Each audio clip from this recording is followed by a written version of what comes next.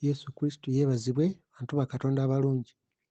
Mbabuuzaako mu linnya lya Mukama waffe Yesu Kristo, era nga Mukama waffe Yesu Kristo ke kakubo akatono akatutwala mu ggulu, ye ly'ekkubo.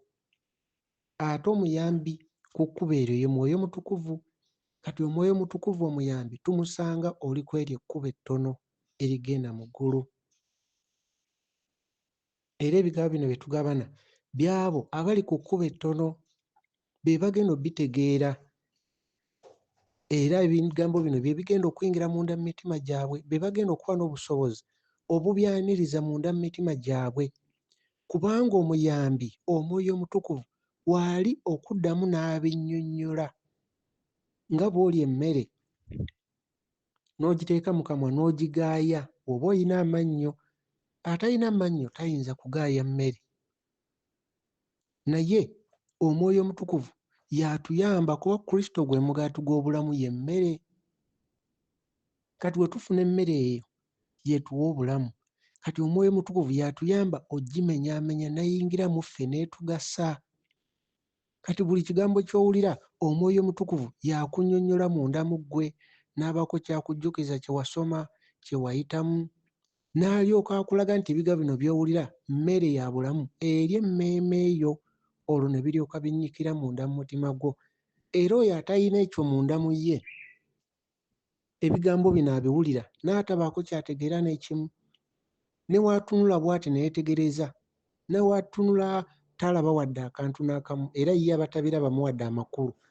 Ne bw'oyogera n'ogamba kkubo akatono, ye alaba nga n'akakubo akatono k'oyogerako takalaba, kuba ye w'alaba mu kkubo, alaba mu kkubo manene. Kati yeebuuza kkubo k'oyogerako akatono kali ludda wa?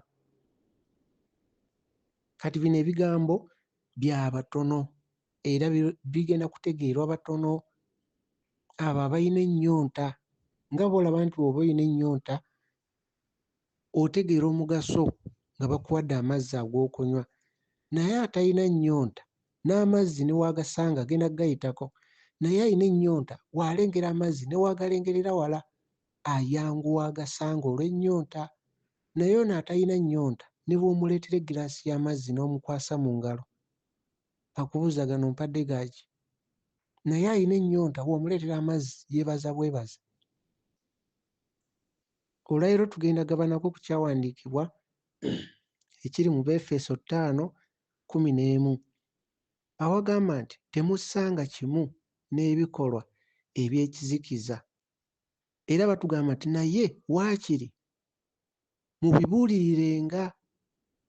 Bwe baga nti mububuulirirenga, bubuulizi kye bategeeza tubyexposinge, tetubikweka, tetubisirikira. Ebikolwa eby'ekizikiza tetussa kimu nabyo. Bwe bagamba nti temussanga kimu, bategeeza tetubeera mu fellowship nabyo. Okussa ekimu kuba munda mu mmeeme zaffe, si mu mubiri, kuba munda mu mmeeme zaffe.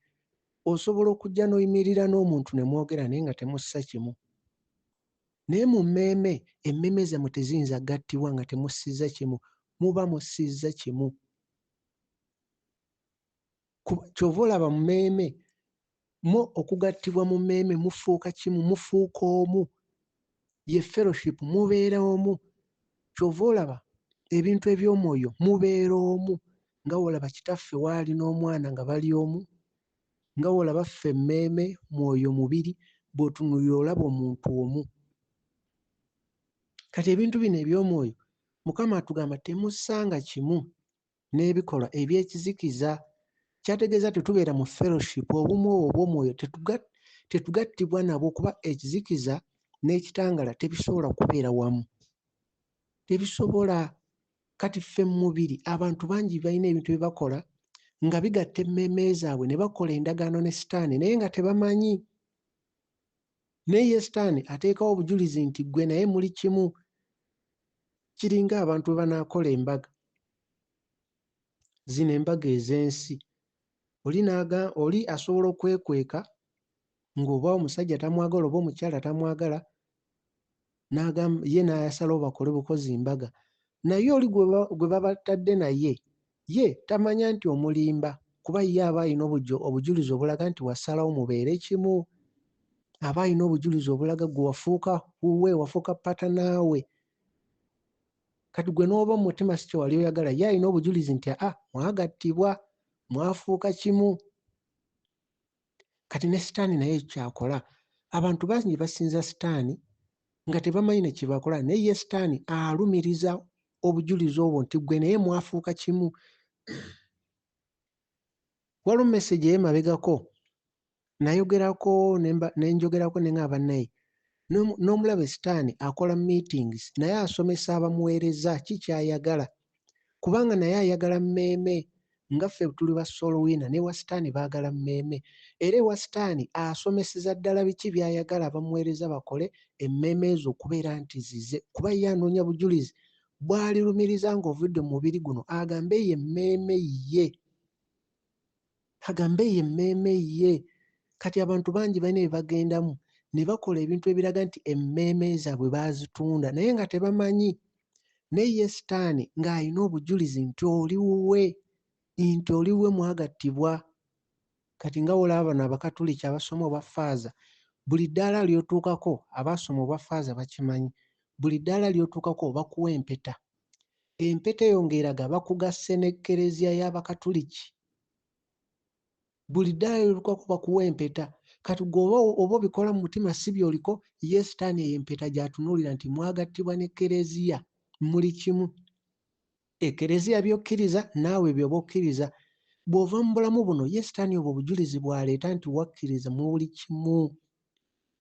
Mwakkiriza. Kati ye sitaani bw'aba asomesa mu nkuŋŋaana ze, kuba naye abamusinza abasomesa, kuba abasomesa era ye bw'aba abasomesa aba abasomesa mmeeme z'abantu baziwamba batya ne ziba ku ludda lwa sitaani. Ye by'aba abasomesa emmeeme ezo baziwamba batya, kuba sitaani naye alaga obujulizi nti emmeeme ezo zize, bazimuwadde era zirinako obwannannyini. Ye anoonya emmeeme ezo w'agamba zize era zirimu ebibye. Ekyokulabirako Yesu Kristo bulamu eri emmeeme. Kati ne sitaani naye yeetwala nti ye kufa eri emmeeme, era ye ajja okubba, okutta n'okuzikiriza emmeeme. Nga bw'olaba Adamu bwe yawulira ebya sitaani, era Adamu mu mmeeme n'afa, n'afiira obulamu bwa Katonda. Kati sitaani ye anoonya ekinaakakasa ng'ovudde mu bulamu bw'ensi nti eyo emmeeme ye. Ky'ova olaba ng'Abakatuliki baba basiiga evvu, be basiiga evvu. Bwe baba bakusiiga evvu, bwe baali basiizeeko evvu bakimanyi. Bwe baba bakusiiga evvu bakugamba nti evvu mu vvu, ttaka mu ttaka. Kati bakusiiga evvu nga sitaani ali mu kulumiriza nti evvu mu vvu. Evvu kyategeeza kwe kuba nti ogenda mu ggeyeena oyokebwe, nga kyategeeza ababe bagenda baggeyeena era baakookebwa ly'evvu ly'aba ayogerako. Kati gwe toyinza kuva mu bulamu buno n'omwegaana nga badde bakusiiga evvu. Sitaani yaleeta obujulizi n'agamba ye bwe bulamu era ye agenda mu ggeyeena. Era akubuza evvu eri mu bwakabaka gy'osuubira obw'ekitangaala, waliyo evvu, waliyo okwokebwa kwonna. Kati abantu bangi babikola nga tebamanyi, naye nga ebyo ebimu okussa ekimu n'ebikolwa eby'ekizikiza. Kati Mukama atugamba naye waakiri ffe tubibuulirirenga bubuulizi, nga kyategeeza tubyexposinge. Kuba bangi babikola nga tebamanyi, naye obutamanya tebukugisaako musango. Kubanga tulaba mu Befeso 4:18 boogera ku butamanya obuleetera okuba nti abantu bazibe mu mitima gyabwe, nga bazibe tebalaba mu mitima gyabwe. Mukama ne bw'ateekawo abalabula, kuba Mukama ateekawo abalabula abakuumi, ng'omulimu gw'omukuumi kulengera kijja n'olabula, kulengera kijja n'olabula nti bannaye kino ekintu we kiti kijja. Nga tulabanga mu Yeremiya 6 okuva ku 16 paka 17, Mukama ayogera n'agamba mubuuze oluguudo olulungi olw'edda, mutambulire omwo. Abantu bo ne boogera nti tetuutambulire ng'omwo, nga bantu babalabula naye bo nga bagamba affe tetuutambulire ng'omwo. Era olaba Yeremiya 6:17 ayogera n'agamba ne mbateekako obukuumi, ne mbateekako abakuumi, ng'abakuumi abo baakubalaga kkubo. Naye abantu ne bagamba affe tetuukole ng'ebyo, tetuutambulire ng'okwo. tetuwulirize ng'abakuumi bano be babakuumi b'ola mu Bible bayita ba watchmen oba watchman. Mabegako nadde enjogerako n'oluganda omu ye yanzijukizza akagambo ako watchman, a blowing a trumpet. Omukuumi oyo ye afuwa ekkondeere. Kuba ebintu byonna bye tula mu Bible bwali lugero, bubonero nga bulanga Kristo. Kati abakuumi abo baabeeranga kubajjukira ebibuga baabizimba nk'ekisenge.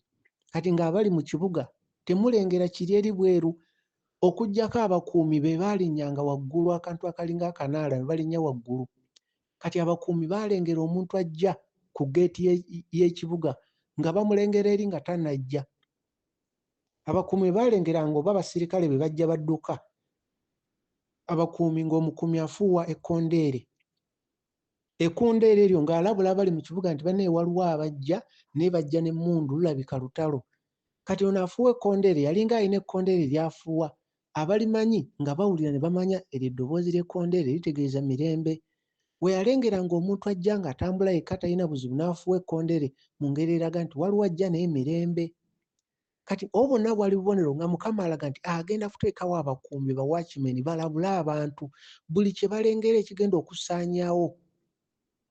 Kati ekibuga ye ggwe kibuga, ekironde ggwe kibuga. Kati buli lwe tuba tukubulira ebigambo olwo ekkondeere liri mu kuvuga nga bakulabula nti wano tambula bw'oti, bino byewale. Kubanga Mukama atugamba temussanga kimu n'ebikolwa eby'ekizikiza.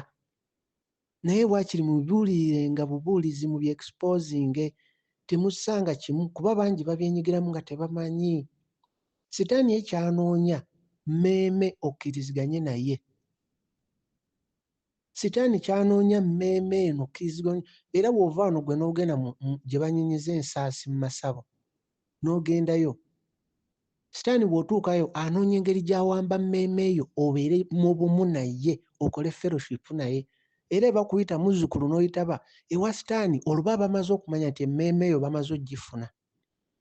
Kuba ggwe okugendayo bugenzi, Sitaani aba tannakakasa oba emmeeme eyo yiye. Kati oba olina okubaako ekikolwa ekyokola ekiraga nti ggwe naye mukkiriziganyiza, muli mu bumu, mukoze fellowship. Kwe kuyita nti muzzukulu n'oyitaba, kitegeeza okkiriziganyizza.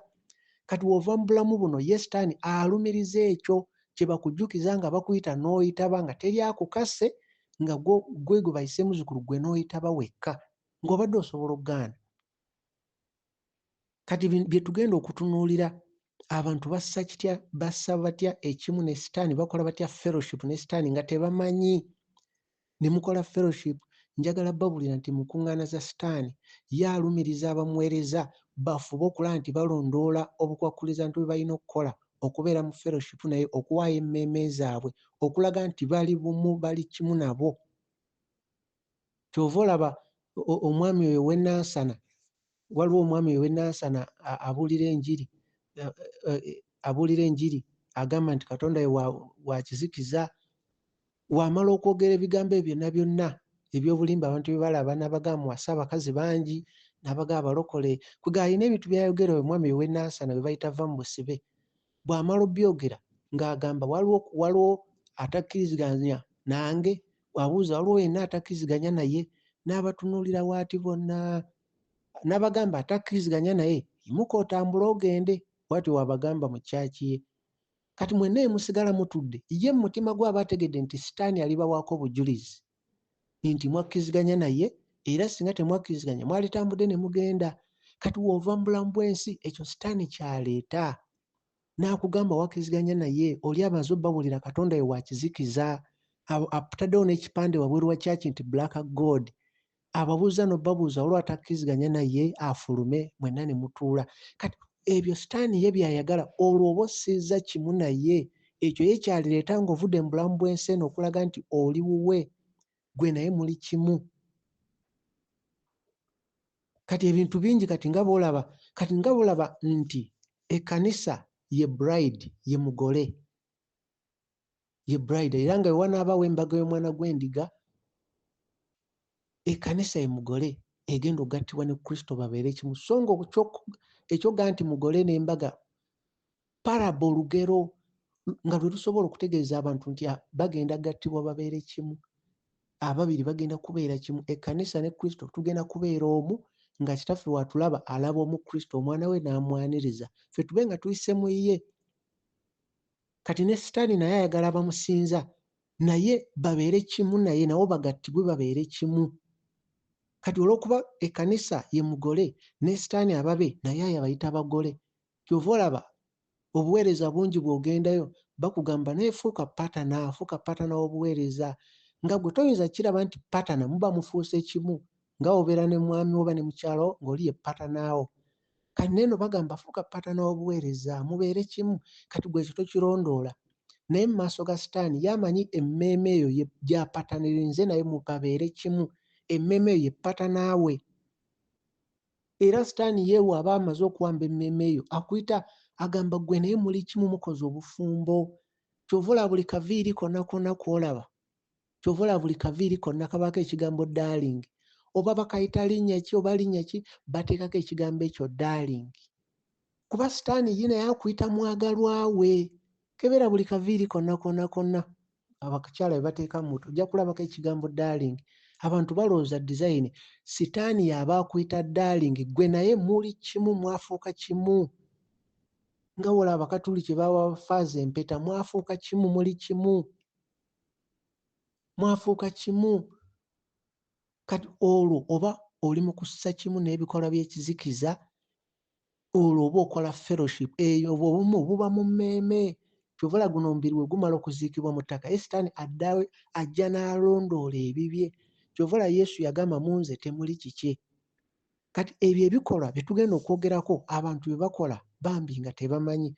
Jjukira mu nkuŋŋaana za Sitaani, nakyogerako n'emabega, yagamba abamuweereza bonna abagendayo okunona obugagga, yabagamba Sitaani takyayagala bantu kubeera nga tebamanyi wa we bagwa oba basinza ye oba tebasinza ye. Sitaani yagamba ababuulizi abo bonna b'olaba, oba babuulizi oba bannabyabufuzi oba ba bizinensi, Sitaani yabagamba buli omu abeeko ky'akola mu lujjudde ekiraga mbu asinza Sitaani. Buli omu, Sitaani ayagala abantu bakozesa endagaano mu lujjudde baleme kubeerawo nga tebamanyi oba basinza Katonda oba Sitaani oba bali mu kizikiza oba mu kitangala. Sitaani abagamba abo bonna bonna bakoleyo ekintu mu lujjudde ekiraga nti gwe basinza. Ezo emmeeme Sitaani ye anoonya obujulizi, era boolaba abo bangi abagendayo okufuna ettutumu, kababeere bayimbi, kababeere baani, abalemerako n'abagamba bonna bonna ababafolowinga, Sitaani ayagala bakole ekikakasa nti gwe basinza Sitaani. Kyova olaba abayimbi bo bakola sayini ezo ezisinza Sitaani nga babagamba abantu nammwe muzikole. Kwegamba Sitaani agezaako okubalaga. Kyova olaba omuyimbi omu yagamba ye alina ba disciple si ba followers, ye amanyi abamugoberera afuna ba disciple. Bintu bya mwoyo bya kusinza. Kati abantu bangi boolaba babuulira enjiri bagenda kuvayo bakole ebintu mu lujjudde ebiraga nti basinza Sitaani. Abalala bajja kulaba ng'obuntu obutono naye ng'ewa Sitaani bukulu nnyo, kubanga oba olaze mu lujjudde emmeeme eyo nti mukkaanya naye. Kati ekyokulabirako kye kino. Ekyokulabirako kye kino nga wolaba ekkanisa ey'Abakatuliki, omusajja omu gwe bamuyita oba gwe bayita Ssaabasumba Sipiriyani, erinnya liriwo erityo, yayogera n'agamba nti tekirina buzibu ekereziya giyita essabo, era bagenda kuggyayo ebyobuwangwa babiteeke munda mu ssabo. Kati ekyo Sitaani ye bwe bujulizi bwawa bonna bonna ababaddewo, bw'akomyawo n'akujjukiza nti oli wuwe era oli gwe wagoberera ojjukira nti yayogera ekyo, kitegeeza bonna bonna abo Sitaani aba alina obujulizi nti babe, kuba baabiwulira ne bakkaanya. Y'ensonga lwaki olaba abasumba abamu, ababuulizi abamu bagenda kuvayo mu lujjudde era mubawulidde, nga waliwo omusumba omu Namirembe awo bamuyita Kayiwa, yagamba nti bannange ebyobuwangwa tebirina buzibu, tebabalimba nti ebyobuwangwa kuba kusinza Sitaani. Kati abo abantu bonna baba babigamba, nammwe mukkiriza, ye Sitaani bwe bujulizi bw'aba ayina nti mwenna muli babe kuba wawulira nga baga ebyobuwangwa si Sitaani n'okkiziganya naye. Kati olwo mu lujjudde ye aba alaze nti asinza bya buwangwa era Katonda w'ebyobuwangwa ye Katonda we, nammwe mwenna abaliwo. Kuba wamala obbibagamba n'agamba bakitegedde, mukubire engalo ensonga eyo, olwo muba muli kussa kimu, oba oli mu fellowshipping with darkness, oba oli mu kussa kimu n'ekizikiza. ekyawandiikibwa Abefeso 5:11 awagambye temussanga kimu n'ebikolwa eby'ekizikiza naye waakiri mubibuulirenga bubuulizi kyebategeeza mu bi-exposinge kuba abantu babikola bangi nga tebamanyi naye sitaani ye obwo obujulizi abuleeta. Ekigambo fellowship kyeba kya mwoyo ate fellowship temulowooza nti wemuwulira fellowship ne mulowooza nti buli awali fellowship bya Katonda. Nedda, ne wa sitaani babeera mu fellowship mu kizikiza naye bagiyita fellowship.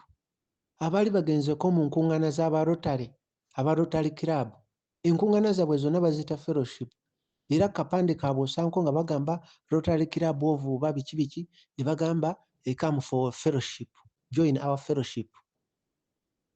Obupande mubulaba nnyo era waliwo gurupu emitingira ku Nikaani awo naye wulira akapande kali awo ku gate, come for fellowship, Rotary fellowship.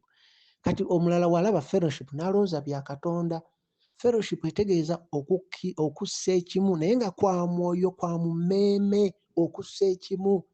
Kati buli muntu ng'oli mu fellowship oli mu kussa kimu mu mmeeme nabo n'ebigendererwa byabwe. Kati Mukama agamba nti temussanga kimu n'ebikola eby'ekizikiza. Abagamba don't fellowship with darkness. Kati bino ebintu bwe tutaabyogere ffenna ne tusirika, waliwo abagenda okubula nga tebamanyi, naye waliwo ajja okuwulira agambe nedda bino sigenda byenyigiramu. Kubanga bonna abaweereza sitaani ayagala bakoleyo kimu, buli omu abeeko kyakola mu lujjudde, okulaga nti gwasinza mu lujjudde. Mulina okubaako kye mukola. Ensonga lwaki ensi nnyingi olaba balina ebibumbe, n'olaba Statue of Liberty ng'eriko olujegere. Kabonero akalaga nti sitaani yabafuga naye ali ku lujegere, ate bo ekibumbe ekyo bakikola ne bakissaamu ekitiibwa kubanga yabatwala. Kati ekyo ekibumbe gw'olaba ng'akantu akatono, naye ewa sitaani abo abaakola ekibumbe baba bali mu kugondera biragiro bye. Kati bonna abawa ekibumbe ekyo ekitiibwa bagendawo ne bakola ki, ne bakola ebyenjawulo, ne bakulima nti simewo okiwa ekitiibwa muvaamu kino ne kino, emmeeme ye eba eri mu kutwalibwa. Kankubulire omubuulizi okujja n'ayimirira mu maaso gammwe n'abakozesa endagaano ng'ate mwe mugoberera kintu kitono nnyo, mwe mulaba ng'ekitono naye kiba kinene. Kati ng'omubuulizi omu e Miracle Center eyagamba nti Katonda yamugambye balabirire akayanja ka Kabaka.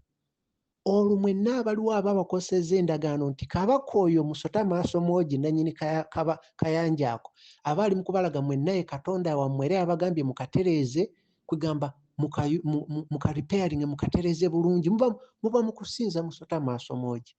Akayanja ka Kabaka gwe bayita musota maaso mwogi. Ate ono abagaye Katonda yamugambye bayonjo batereeze akayanja ka Kabaka. Mu bufunze abaali mugamba oyo naye ye Kabaka we era bamuyise Kabaka, ye Kabaka we era bamutereereza. Kati mwenna ababawo n'abagaba naye kyabakitegedde mu kube mu ngalo, muba muli mu kukkaanya musota maaso mwogi Kabatonda bwammwe.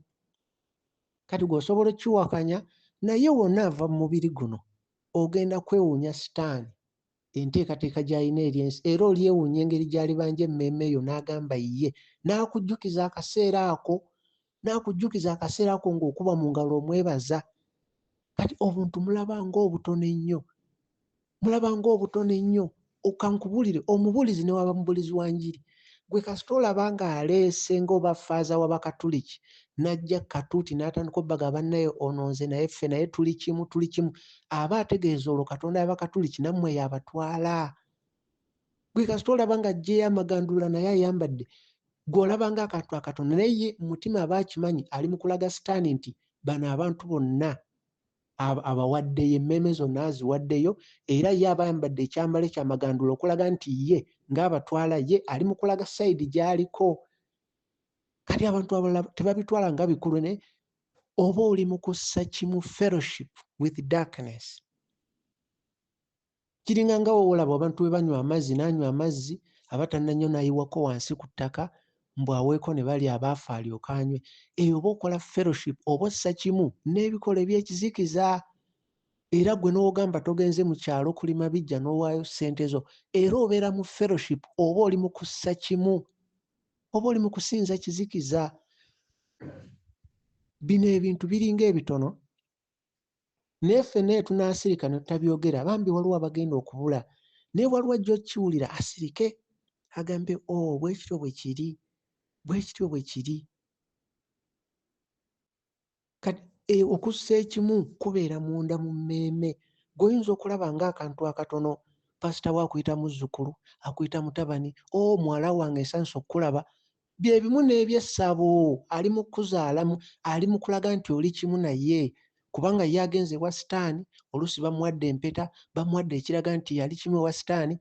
Kati gwe wajja agamba oba naye muwala wange ndudde okkulaba naye nga muwala wo atya. Yesu yagamba ekizaalibwa omubiri guba mubiri ekizaalibwa omwoyo guba mwoyo. Ono ate akuzaala mu bubiri akuyita muwala we ate agamba ali wa myoyo. Aba akuwambye nga bw'ogenda mu ssawo ne bakwita muzzukulu n'oyitaba ye emmeeme eyo gy'aba ayagala si ggwe. Era ggwe n'oba olwawo mulaba naye nga lwakusanze olumu we ruti atandika kugamba muwala wange mutabani wange bano bazzukulu bange otwalira abaana bo banaye bano bazzukulu bange nawe ng'ovuga banaye jjajja wammwe.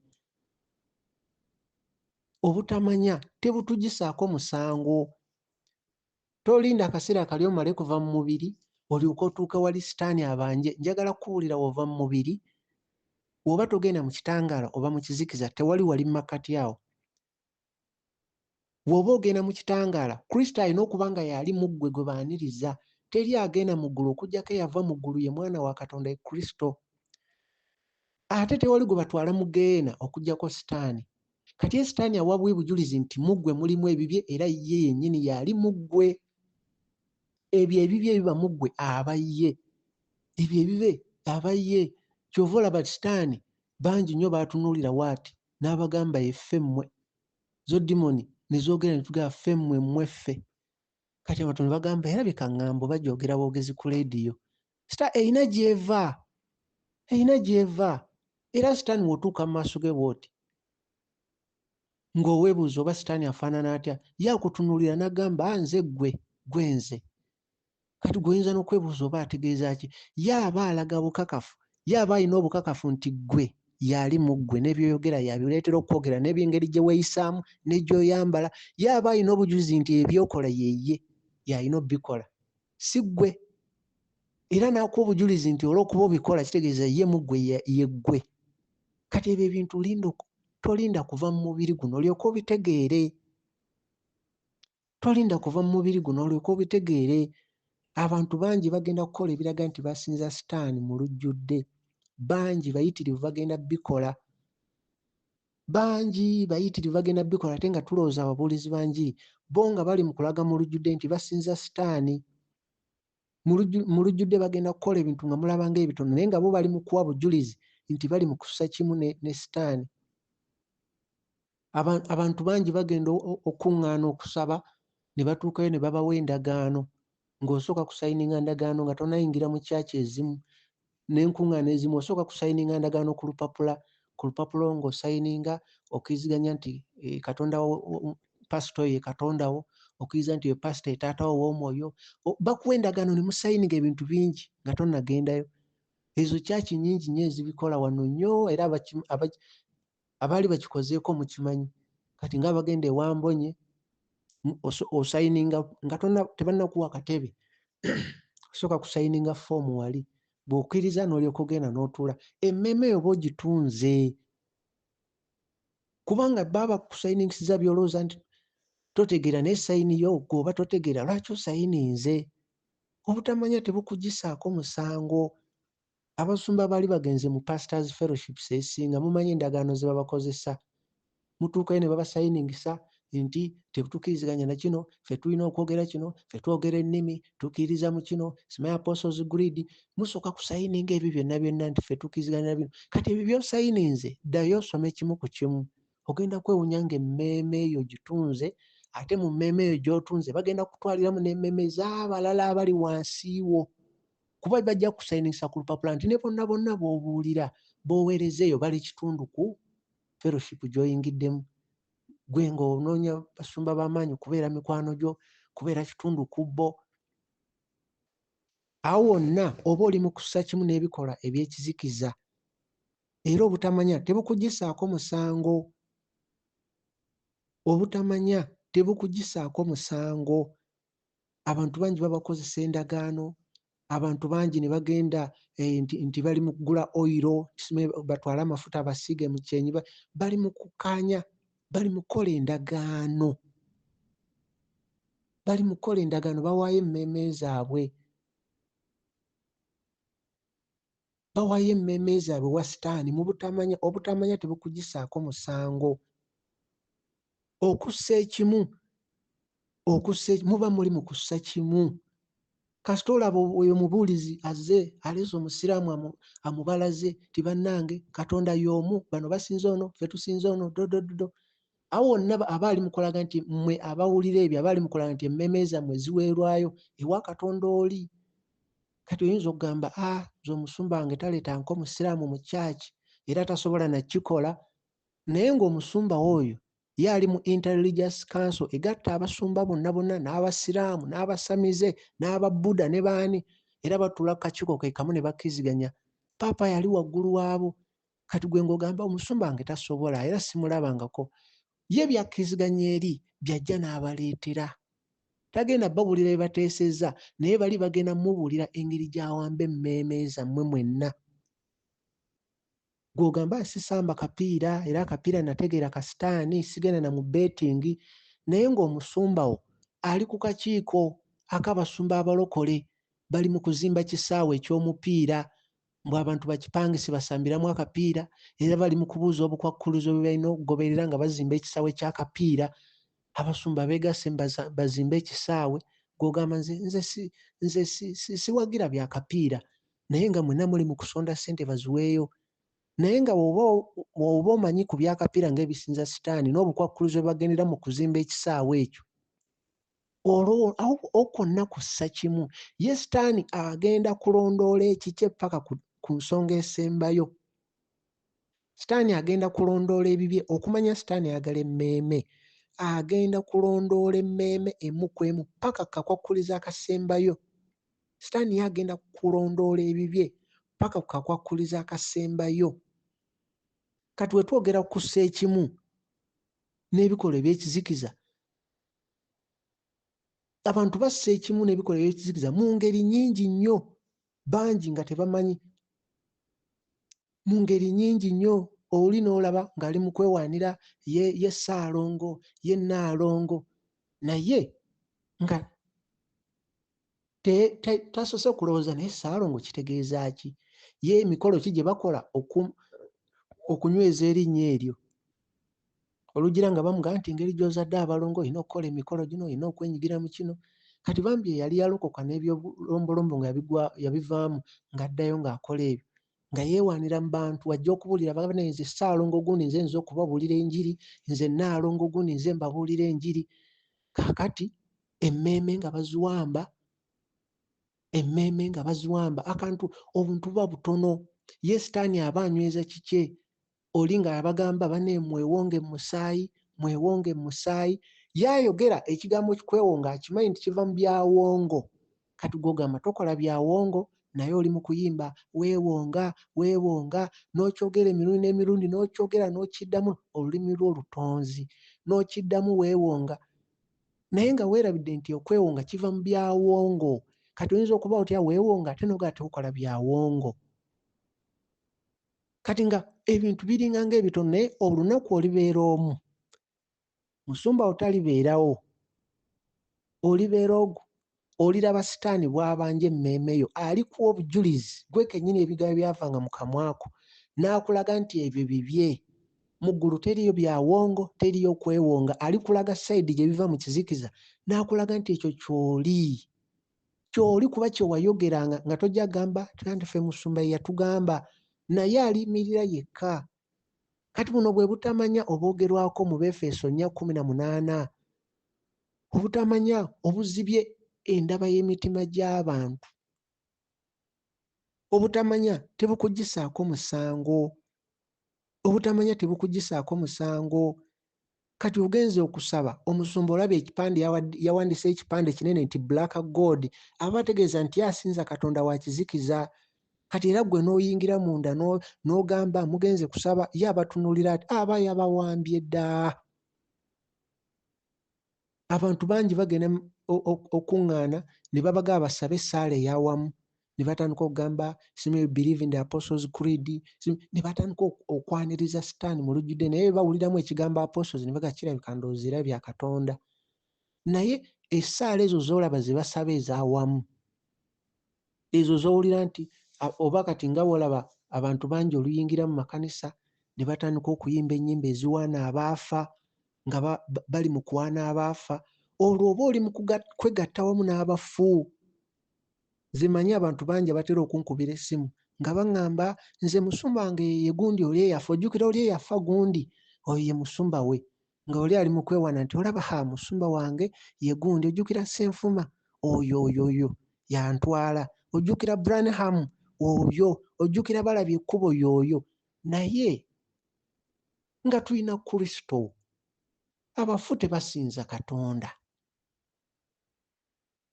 Era gw'ojja kiwakanya, naye kw'oliva mu mubiri guno olitegeera nti wano waliwo obulamu n'abafu. Obulamu bulireeta ekyayo, naye abafu singa bali banja, ate abafu ntegeeza Sitaani ye kufa, Kristo bwe bulamu. Bw'alireeta obujulizi ku mmeeme eyo ng'ayina ebibye mu ggwe, munnaye ne w'oliba okola otya? Obutamanya tebukugisaako musango. Tulina Kristo, kati gwe bajja kulimba buli kimu bakugambye olaba Balabye Ekkubo oyo ye gundi, kati olaba Simayingobya simanyaani, kati onaagamba otya nti bali basinza Maliya Simayingobya, kati gwe ng'osinza William Branham, simanyi osinza Balabye Ekkubo, simanyi Ssenfuma oba omuntu omulala yenna eyafa n'ekifaananyi kye mwakiteekawo mu kyaki okulaga nti ye yabatwala. Tulina Kristo, ye bwe bulamu. Kyova olaba Mukama atugamba abafu tebasinza Katonda, abafu tebamusinza. Naye ffe tugenda musinza okufa kati n'emirembe gyonna. Kati bino ebintu tubyogera otegere nti ekyawandiikibwa kiri ekigamba temussanga kimu n'ebikolwa eby'ekizikiza, naye waakiri mubibuulirenga bubuulizi. Tetulina byenyigiramu wabula tulabule abantu tubyexposinge. Ng'omukisa gukyaliwo tubyexposinge.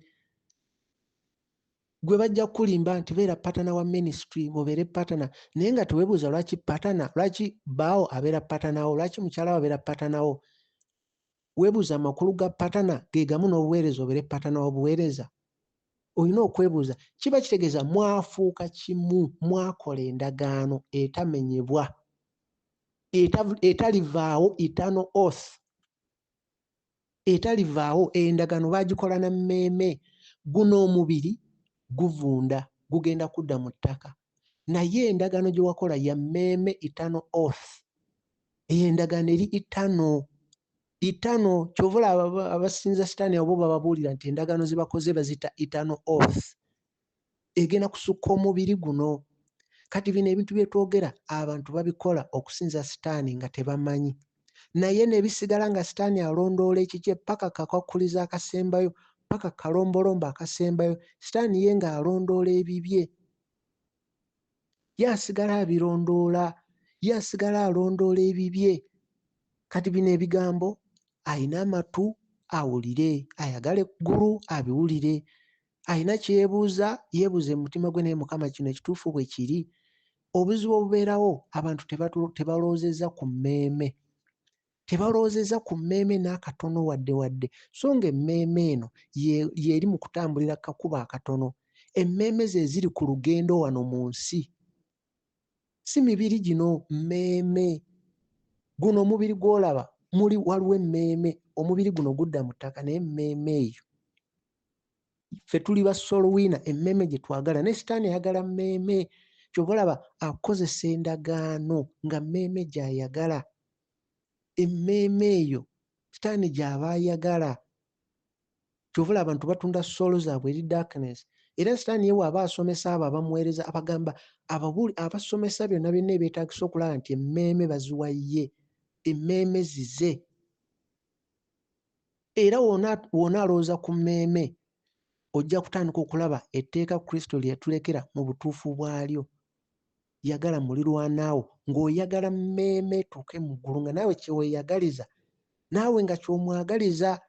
Y'ensonga lwaki Katonda naye Kitaffe bw'atu bwe yayagala ensi n'okuwaayo n'awaayo omwana we. Ye yatwagaliza ye kyali. Kye yayagaliza omwana we n'omwana we kyatwagaliza. Naye kyagaliza mmeeme si mubiri guno. Yagala muliraanwo mwagaliza agende mu ggulu. Siga nti olw'okuba omwagaliza omuwa ebyo byonna wabula tomubulidde na njiri tokoze eki olwoba omwagala. Kati olw'okuba abantu batunuulira mu mibiri, kati abasumba bangi bo bali mu kuwamba abantu kuba tebababuulira ku mmeeme. Bababuulira ebintu kungulu ebibasanyusa, mubeere bapatana ba kyaki, mukole kino. Kumbe emmeeme ziwambibwa, emibiri egigenda okudda mu ttaka gisanyuka. Naye ng'emmeeme zo ziwambibwa. Wano ku maaso bafaaza akusekera naye nga ali mu kusiiga vvu wagamba evvu mu vvu, evvu mu vvu. Emmeeme bagitadde mu vvu, bagamba edde mu vvu, bategeeza geena kwokebwa naye nga wano akigamba ne simayiro. Bantu ba Katonda abalungi. Era waba wawulira ebigambo bino nga yaliko faaza oba nga yagendayo n'asoma emisomo egyo, yamanyi kyenjogerako, yakimanyi bulungi nnyo kubanga ate bo bakola ebirayiro okukuuma ebyama. Bakola ebirayiro okukuuma ebyama. Ate ye yasomako bwa faaza bino byenjogerako kati ye ate bimukoonera ddala mu mutima kuba kati ye bw'aba yaliyo n'avaayo amanyi byenjogerako, amanyi ebyama bye basirikira. Olwo emmeeme baba ziraga bukyayi si kwagala, naye okwagala kwennyini kuba kwagaliza muntu kugenda mu ggulu, kwe kwagala okukyasinze. Okwagala okukyasinze kubuulira muntu kigambo kimusongera mu ggulu mu kitangaala, n'omulaga akakuba akatono n'omugaa ye Kristo. Olwo emmeeme eyo oba ogiyamba, n'obuulira omuntu ekigambo ekimuzibula amaaso, n'omanya emmeeme ziri kakuba akatono ng'obalaga nti awo toyitawo, wano ogenda kwekona, wano oyita wano. Omwoyo Omutukuvu ekyo kyakola. Ye atuyamba ku kkubo n'atugamba wano oyita wano, wano kino kyewale, wano kola bw'oti. Era abantu olw'okuba tebafa ku mmeeme, ebyensi ne babifuna byonna. Kuba mu ntandikwa omuntu agamba nze ne mmala nfuna visa, ne mmala nzimba ennyumba, ne mmala ngula emmotoka, ne mmala nfuna omulimu ogw'amaanyi ennyo oba memba paaliyamenti oba ani. Bamala obbifuna n'awulira nga talina mirembe, nga talina mirembe. Abantu be bawulira ne bagamba sooka oleke. Naye kati oyo kino yakoze kyaki? Omuntu alina omulimu omulungi, omuntu eyafuna visa, munda mu ye talina mirembe. Ate emirembe giba mu mmeeme. Kristo y'agaba emirembe egyo, emirembe gye singa egy'ensi. Kati eno ensi ekuba mirembe gya mubiri guno kuba gwe guli wano ku nsi, ensi gweraba.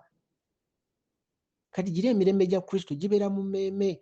Kati ebyo byonna eby'ensi n'onaabitunuulira n'onaabyegomba, emirembe mu mutima tebagigula na ssente. Kristo ye Prince of Peace, giva ku ye. Kyova olaba osobola okuwulira ekigambo kya Katonda n'owulira emirembe mu ggwe, n'owulira nga Katonda akumuzza, n'owulira nga tokyali ku puresha za nsi ze waliko nga buli kiseera oyagala obe ng'olina ky'ozzaako, kwegamba ng'olaba obwongo bwe oyagala budduke mangu era otegere nti oli mugezi. Nikodemasi yalina buli kimu. Nikodemasi yalina buli kimu, essente, ebyobugagga. Mu byobufuzi yali ku kitiibwa nga kye baaliyisenga mmeeya. Yali muntu w'amaanyi nnyo, byonna yabiina naye yagenda ewa Yesu. Ate Yesu bye yayogera Nikodemasi teyabitegeera. Naye lwaki yagendayo ng'ate yalina ebyobugagga ebyo byonna? Yamanya alina kye yeetaaga era yagendayo ye ng'abuuza bwakabaka bwa Katonda buno bunajja ddi era bunajja wa? Kati olwaleero tulina okwekuba mu mutima ogambe naye kyengoberera kye kituufu. Kristo ayogera na buli muntu mu mutima gwo gw'anoonya amazima, era yagamba oyo anoonya ajja kuzuula. Bw'oba onoonya ojja kuzuula. Munda mu mutima gwo amazima ajja gateekamu ogamanye. Munda mu mutima gwo. Kankubulire wa Sitaani, ye Sitaani essanyu lye kumuwangulira mmeeme ne zibula. Ye lye essanyu lye ery'amaanyi. Kyova olaba abantu abannaddiini kati nga olaba Paapa waba afudde. Kati olaba ng'oyo Paapa bwe yafa, egyo emikolo gy'olaba bakola abantu bangi tebagitegeerako wadde balaba bulombolombo, abalala bagamba naye buno bulinga obusamize. Kati kankubulire gyonna emikolo baba bamwebaza bye yakola okubuza emmeeme okuzibuza ne kwegane ziva ku mulamwa bye baba mwebaza. Kati kyovola egyo emikolo abagirabako egyo emikolo nga bwolaba baali baziika paapa kyovola baali balaga engeri gyabuzizza emmeeme naye babikolaawo abantu nga tebamanyi abangi nga tebamanyi kigenda mu maaso. Naye kati kankubuulire bafuna abantu babiri bafuna abantu babiri basajja ne babambaza ebiteeteeyi nga tebali mu ngatto ne batambula nga bajja beekuba mu mugongo. We beekuba mu mugongo waliwo ne kkala ya njawulo. Kati abantu abo kaba kabonero akalaga baba mu bulombolombo obulaga nti paapa oyo yakola kinene nnyo emmeeme zino okuzibuza. Abantu abo babiri bakiikirira mmeeme. Ekisooka abasajja bambadde ebiteeteeyi baba balaga yakola kinene nnyo emmeeme okukyusa ekyambalo kyazo kye zirina okuba nazo ne bambala ekitali kyazo. N'ekirala tebali mu bigere baba balaga ayina paati gye yazannya emmeeme zino okubulwa enjiri eno ey'emirembe kuba gospel of peace y'enjiri Kristo gy'atulekera kyakulwanyisa kye twambala mu bigere tuleme kulinnya ku nsi eno kuba ensi eno yerimu ekizikiza. Kati Kristo yatuwa engatto zino nga enjiri ey'emirembe yerina okubeera wakati waffe n'ensi tuleme kubeera ku nsi eno erimu ekizikiza. Kati abantu abo tebaba mu ngatto kabonero akalaga nti paapa aba yakola kinene eyo enjiri okugibajjako. Abantu bano ababiri batambula beekuba ng'akabonero akalaga nti baddu slave kuba omuddu gwe babeera bakuba buli kiseera ng'ente. Kati eyo embeera gye baateekamu emmeeme baddu babafuga nga bye baagala. Kati obwo obulombolombo abantu babulaba naye tebamanyi babitegeeza ki. Naye abantu abaweereza sitaani ebyo babisoma bulungi ne babitegeera ye alaba bulabi era kubasinzira ne bakuba ne mu ngalo nga balaba sitaani yafuga ensi eno. Kati abantu abalala babiraba bulabi naye oba bulombolombo bwaki.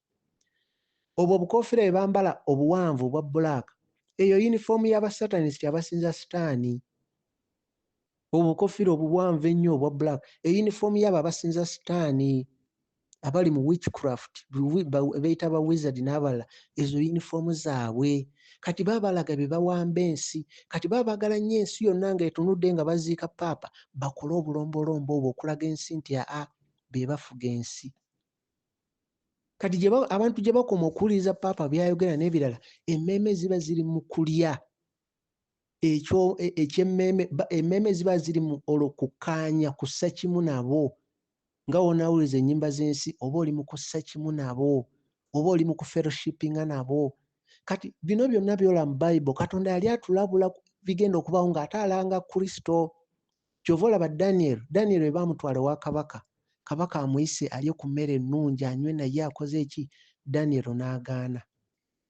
Kaali kabonero baali balaga kabaka ye mufuzi w'ensi eno naye Danyeri omuweereza wa Mukama yagaana okulya naye, yagaana okulya ye kyalya. Byonna nga biranga Kristo, biranga ggwe anoonya Kristo. Byali bubonero obukulaga nti abo abalikkiriza Mukama tebagenda kulya wamu n'ensi n'oyo omufuzi afuga ensi. Kristo kyava agamba nze ndi ku mulyango nkonkona, bw'onaggulawo ne nnyingira nze naawe tulye wamu. Kati Kristo bw'ayingira mu ggwe mmeeme olwo mulya naye yakubulira bino biwulirize, bino tobiwuliriza, bino tobiwa matuugo. Olwo emmeeme akusosoleramu by'oba olya nga omwana w'omusosoleramu amagumba mu kyennyanja. Kati Kristo waba muffe yatulabula kino tokola bw'oti, kino tokola bw'oti. Kati we tukuweereza message nga zino ne tugamba munnaye labuka abasumba bo bagenda kukozesa kino na kino, emmeeme eyo baba bagitwala. Abantu bangi wagenda okubuulira enjiri abatannakubulira kintu kyonna asooka kugamba taata wo w'omwoyo, asooka kunyweza ndagaano gy'alimu alyoka akubuulira eggwe. Kati olaba aligezako okulaga nti ye akubuulira ali mu kweyanjula nti emmeeme ye yawambibwa dda, tali wa kitaffe wabula taata wo w'omwoyo ye n'amwogera. Bantu ba Katonda abalungi, gano amagezi gaffe intellect ag'obwongo tegasobola kumanya Katonda, tegasobolerako ddala. Era teweerimba n'ogamba naye nze muwe neetegereza obulungi, nze ndaba William Branham, nze bwe ndaba ani we balaba ekkubo, nze bwe ndaba gundi yayogera kino, nze ndaba. Ago amagezi gali mu mubiri guno, tegali etaano, era olw'ova mu mubiri guno we gakoma. Naye wona ava mu mubiri guno ebintu bibiri, bw'otaba wa kizikiza oba wa kitangaala. naye ekizikiza kigenda kuleeta obujulizi bwonna obulaga nti oli waakyo. Kigenda kuleeta obujulizi bwonna bwonna. Bantu ba Katonda abalungi, emmeeme we bagiwamba ekiddako kye kino, ekyusa ebadde egenda mu kitangaala ekyuka n'etunula emabega, n'etandika okuddira ddala mu kizikiza, kuddira ddala mu kizikiza, etandika kuddira ddala mu kizikiza. Kati w'ofuna amazima ekyuka ate n'etunula, ekyukira ddala kyova olaba obeera kitonde kijja, eby'emabega byonna bina biba biwedde, obeera kitonde kijja. Emmeeme ziri ku kkubo, ziri mu lugendo wano ku nsi okudda ewa kitaffe, ziri mu lugendo. Kati ye Katonda atunuulidde ebyo ebibeera mu mmeeme, ebigendererwa by'omutima, ebigendererwa by'omutima, ebirowoozo, omuntu by'ayogera, kwegamba ate ebyo ebintu bingi abantu bye batafaako.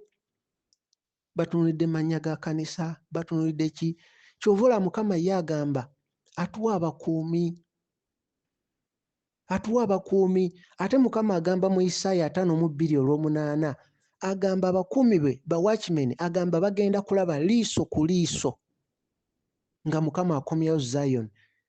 Isaaya 5:2-8, Mukama agamba abo abakuumi be bagenda otuwa, bo bagenda kulaba liiso ku liiso, eye to eye, nga when the Lord brings back Zion, bagenda kulaba liiso ku liiso nga Mukama aleeta revival.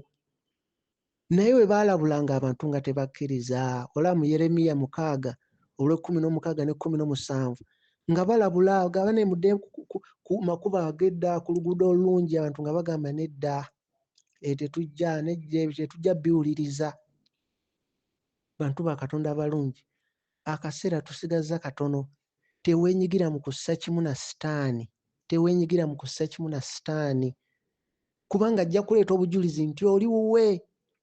Abantu bangi abasinza Sitaani, akabonero kaabwe akalaga abasinza Sitaani bakateekera ddala wali maaso ga kyaki, buli omu akalabe, ng'abantu bwe bayimbira, bwe bakola ki. Lwaki bakateekaawo? Sitaani kaagenda okukosa ng'obujulizi nti oli wuwe. Akabonero kaalinga mu maaso wali buli lunaku nga tokalaba, okuva January paka December, ng'era w'osabira, ng'era totegeranga nti gweweereza.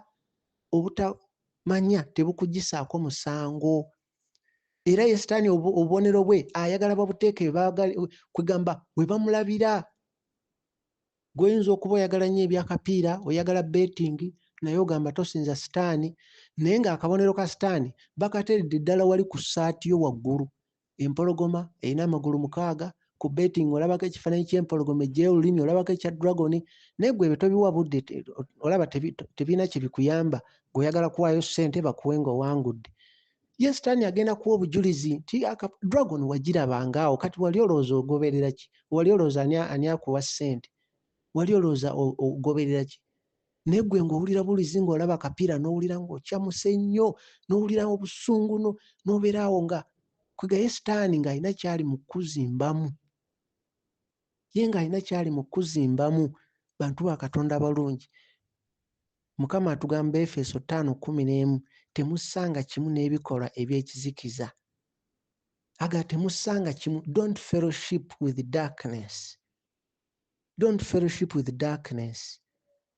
Gwogaana obugaanyi okgenda mu kyalo okulima ebijja naye n'obawa ssente, era oba osizza kimu, okoze fellowship nabo. Okoze fellowship nabo. Kati obuntu olaba ng'obutono, naye tubwegendereze. Tebakulimba olw'okuba oli mulokole, ne bakulimba nti banna engeri gy'oli mulokole, tugenda kusamba kapiira ku kyalo, kati naye tusondere ku za yunifoomu, ekisaawe kyaffe tuyambe tukisaawe. Olwo oba oli mu kussa kimu ne darkness, Sitaani agenda kuleeta obujulizi. Twogedde ku by'ennaku ezo, birthday, Easter, ani, otegedde si kirungi, naye ggwe oli mu kibuulira abaana obazzaamu amaanyi, obalaga bane mugule engoye. Teweebuze ekintu ekyo lwaki ekibuna ensi yonna bonna ne bakkiziganya kimu. Gwe n'obeera ng'ogamba nze ndi mulokole era ndi mu kusiiba, era ezinaatuuka essaawa ziti nga nsiibulukuka. Kati nga Katonda w'Abasiraamu yakuwambye dda. Osiiba, otuuke osibuluke, otuze okukole ki? Ng'oli yakuwambye dda. Bayibuli eri mu lugero. Bayibuli eri mu lugero. Tokola kintu olw'okuba olaba abalala bonna kye bakola, ne weegumya n'ogamba akasita n'abalala bonna kye bakola, kasita tuli bangi. Kankubuulire, emmeeme ezeesibye ku kizikiza tezaagala kununulwa. Omuntu olaba yeesibye ku nnyimba z'ensi, firimu z'ensi, aziraba akola ki? Ye kennyini mu mmeeme tannasalawo Kristo amununule, tannasalawo. Gwe n'onambuulira otya ye tannasalawo. Okutegeera obutegeezi ebya Katonda olina okuba nga weeyawudde. Naye oli wagamba nti ye akyasamba kapiira, akyali mu byensi, birthday, Easter, ali mu kussa kimu, ali mu kussa kimu. Omuntu waba akuweereza ssente naga zino ssente muzirye ku Krisimaasi, ku Easter, kozesa akakisa ako omunnyonnyola omugaye munnange, essente ez'otuweereza ezo ennaku tetuzikuza, otandika omunnyonnyola, okozesa akakisa ako omulage nti zino pagan holidays. Ye waba takkiriza si musango gwo, kubanga ensigo endala zaagwa ku lwazi, endala zaagwa mu maggwa. Kati ekigambo si buli omu gw'onaabuulira nti agenda kikkiriza munda mu mutima gwe.